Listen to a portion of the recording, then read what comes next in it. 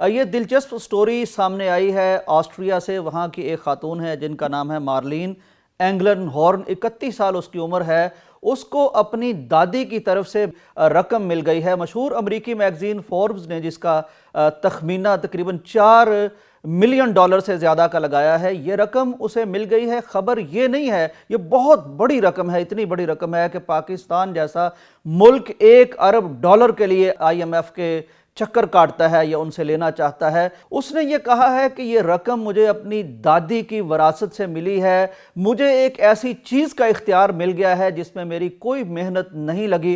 چنانچہ اس نے کہا ہے کہ میں یہ رقم اپنے پاس نہیں رکھنا چاہتی، بلکہ اس کو اپنے ملک کے غریب لوگوں میں اور ضرورت مند لوگوں میں تقسیم کرنا چاہتی ہوں۔ اس کے لیے اس نے یہ کیا ہے کہ کوئی 10,000 لوگوں پر مشتمل لوگوں سے رائے طلب کی ہے، جس میں سے 50 افراد کو وہ منتخب کرے گی، پھر اس کی وہ کمیٹی بنا دے گی جس کا نام رکھے گی good council for redistribution, یعنی کہ اثر نو تقسیم کرنے والی ایک اچھی کاؤنسل۔ تو اس کے لیے وہ انٹرویوز کرے گی، اور جب یہ لوگ آئیں گے ہر ویکینڈ پر تو وہ ان کو اپنا سفری اخراجات بھی ادا کرے گی۔ اگر کچھ خواتین آئیں گی، ان کے پاس بچے ہوں گے تو ان کی رہائش کا، ان کے سنبھالنے کا انتظام بھی کیا جائے گا، مترجمین بھی رکھے جائیں گے۔ تو وہ کہتی ہے کہ اصل میں میرے ملک میں معاملہ یہ ہے، ایک تو یہ کہ وراثت کی جو رقم ملتی ہے ہمارے ہاں اس پر کوئی ٹیکس نہیں ہے، تو میں گورنمنٹ کو بھی کچھ نہیں دے رہی، تو اتنا پیسہ میری ضرورت سے کہیں زیادہ ہے، تھوڑا سا میں رکھوں گی، باقی میں اپنے ان غریب عوام میں بانٹ دینا چاہتی ہوں، تقسیم کر دینا چاہتی ہوں، جو سارا دن محنت کرتے ہیں، فل ٹائم محنت کرتے ہیں، اس کے باوجود ان کی گزر بسر نہیں ہوتی۔ اس نے یہ کہا ہے کہ ہمارے سیاستدانوں کا قصور ہے کہ ہمارے لوگوں کے پاس معاش کا یا روزی کا وہ سلسلہ اس طرح سے قائم اور دائم نہیں ہے، چنانچہ اگر سیاستدان کچھ نہیں کرتے تو میں کچھ کر کے دکھاؤں گی۔ ناظرین اکرام، یہ ایک خاتون ہے جو غیر مسلم ہے، اس نے نہ قرآن پڑھا ہے نہ حدیث پڑھی ہے۔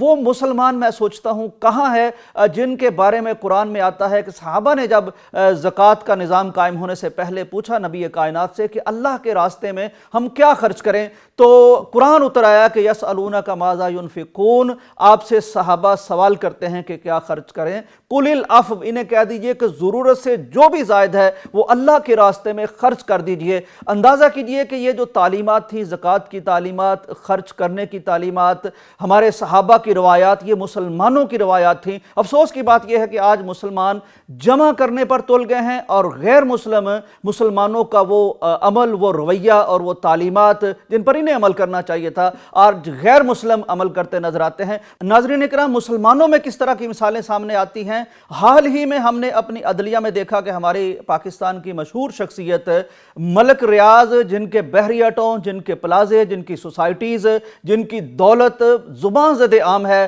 لیکن جب عدالت میں دیکھا گیا تو پتہ چلا کہ ان کے نام پر نہ تو کوئی گھر ہے، نہ پلاٹ ہے، سائیکل تک نہیں ہے۔ یعنی ہماری ایک طرف جمع کرنے کی حرص اتنی زیادہ ہے کہ ہم ہر ممکن طریقے سے ٹیکسز بچانا چاہتے ہیں، اپنے نام پر چیز بھی نہیں رکھتے۔ دوسری طرف ہم غیر مسلموں کو دیکھتے ہیں کہ ان کے دل میں مخلوق خدا کا اتنا درد ہے کہ وہ روپے پیسے کو نچھاور کر دینا چاہتے ہیں اور اس کے لیے سوچتے ہیں۔ کچھ مثالیں میں آپ لوگوں کے لیے لایا ہوں، ذرا دیکھیے۔ مغربی دنیا کی ایک گلوکارہ ہیں میری اوسمنٹ، ان کی دولت کا تخمینہ $16 ملین کا لگایا گیا ہے، لیکن حیرت انگیز خبر یہ سامنے آئی ہے، یہ کہتی ہیں کہ میں اپنی اولاد کے لیے یہ پیسے نہیں چھوڑ کے جاؤں گی، یہ میں تقسیم کر کے جاؤں گی، کیونکہ جب بھی کسی اولاد کو اتنے پیسے تھما دیے جائیں تو وہ برباد ہو جاتی ہے، خراب ہو جاتی ہے، میں اپنی اولاد کو یہ پیسے دے کے نہیں جانا چاہتی۔ برطانوی اداکار ڈینیل کریگ ہیں، ان کی مالیت جو ہے، ان کی دولت ہے $125 ملین، ان کے پاس پیسے ہیں۔ وہ کہتے ہیں میں تو یہ سوچنا ہی بھی گوارا نہیں کرتا، ناگوار لگتا ہے مجھے کہ میں اتنے پیسے اپنی اولاد کو دے جاؤں اور برباد کر جاؤں۔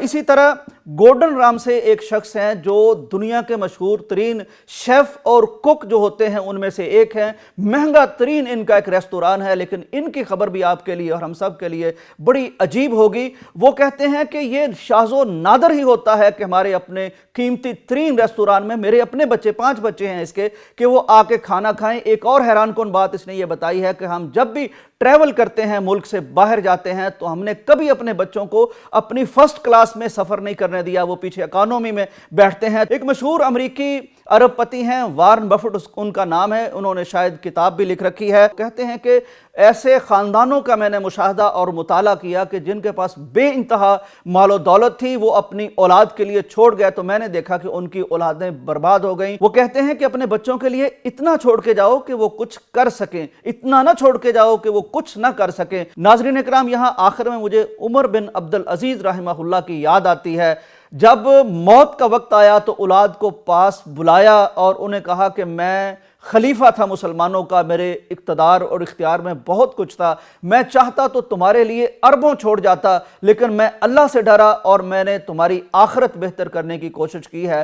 चुनांचे बाद में मुअर्रिखीन लिखते हैं कि यही उमर बिन अब्दुल अजीज़ के जो औलाद थी, इनकी जो आल थी, उसको अल्लाह ताला ने बेशुमार नवाजा और इनके मुकाबले में वो दौलतमंद, वो खुलाफा जो अपनी औलाद के लिए बहुत कुछ छोड़ गए थे, उनको जामे मस्जिद दिमश्क की सीढ़ियों पर लोगों ने भीख मांगते देखा। हम आधा घर अल्लाह की राह में देने वाले थे, हम सारा घर अल्लाह की राह में देने वाले थे, हम मुफलस भी थे तो रात भर यहूदी के यहाँ तिजारत करके, मजदूरी करके अल्लाह की राह में देने वाले थे। आज जब हमने माल रोक लिया है तो अल्लाह ने हमसे आसानियां भी रोक ली हैं। आज मगरब को हम तरक्की याफ्ता देखते हैं, इसलिए कि वो रुपए की कदर इस तरह से करते हैं कि ये मखलूक खुदा के काम आए। और आज हमारी तिजोरियां और खजाने तो भरे हुए हैं, लेकिन आज हमारे दिल वो कारून की तरह तंग हो चुके हैं। शायद ऐसी खबरें हमारे दिल की तंगी को दूर करें, हमें अपना भूला हुआ सबक याद दिलाएं। इसी के साथ ही मुझे इजाजत दीजिए। अल्लाह हाफिज।